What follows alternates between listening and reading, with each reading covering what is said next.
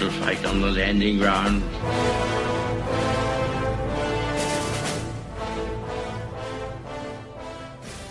Thank you for joining us. You are listening to A Radio, and this is the Morning Moment.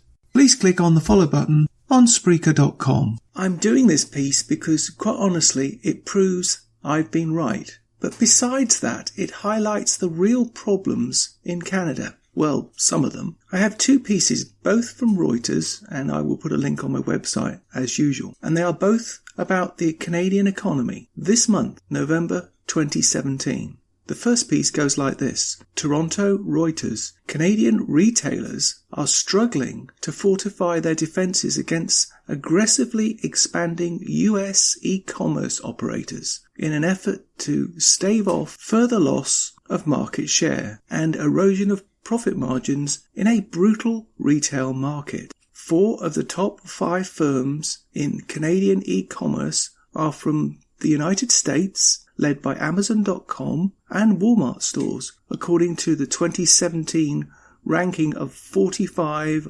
retailers that operate in Canada, done by digital analytics company. In contrast, 4 of the bottom 5 are Canadian, including Empire Companies, Sobeys, grocery operator Loblaw, and its pharmacy chain Shoppers Drug Mart. Metro declined to comment, while Empire did not respond to a request for comment. Canadian retailers risk missing out on a strong consumer demand at a time of economic prosperity and ending up with a fate similar to Sears Canada. Just in case you didn't know, in the States, Sears Canada has gone. Sears bought Eaton's and Sears Canada is now gone. And Zellers were here for a year and they've gone. Zellers were bought by Target, and Target were here less than a year and have gone. The whole operation collapsed after failing to adapt to customers' needs, analysts say.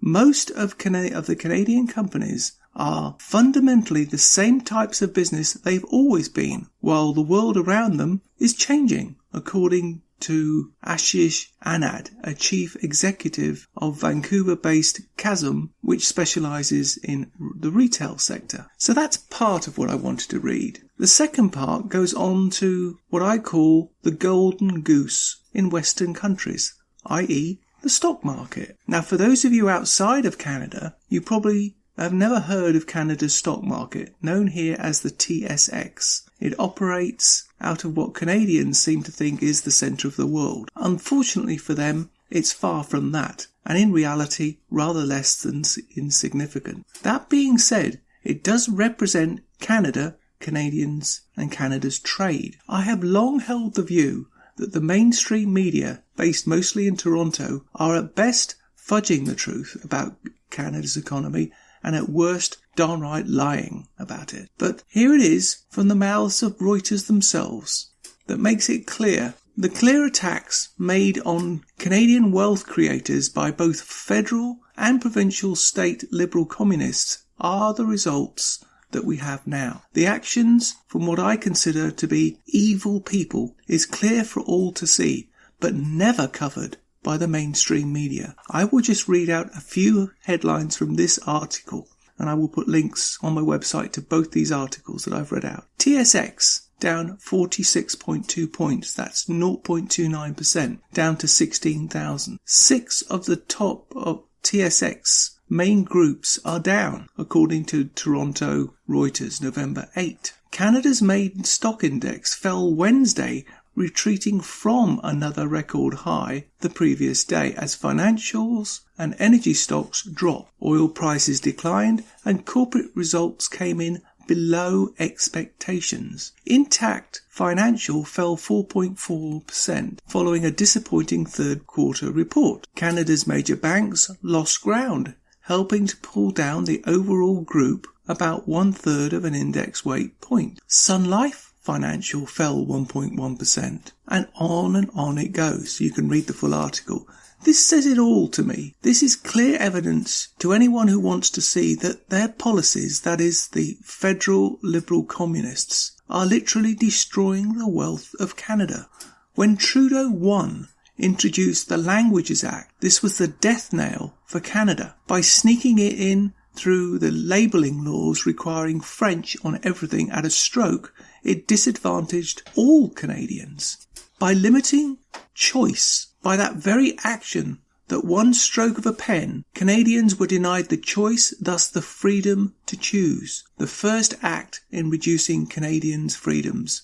The rest, as they say, is history. Finally, my experience is the same as the one with Margaret Thatcher. Listen to this clip, but this is not from Margaret Thatcher. This is from Vice President Mike Pence. And listen to how it's put into a modern context that we can all understand, even in Canada. See if you agree. Growth truly is extraordinary. When asked how she was going to pay for more than $1 trillion in spending, beyond the $1 trillion in tax increases she's advocated, Hillary Clinton said, I'm going to tell you how we're going to pay for it. We're going to go where the money is. We're going to go after the super wealthy. We're going to go after corporations.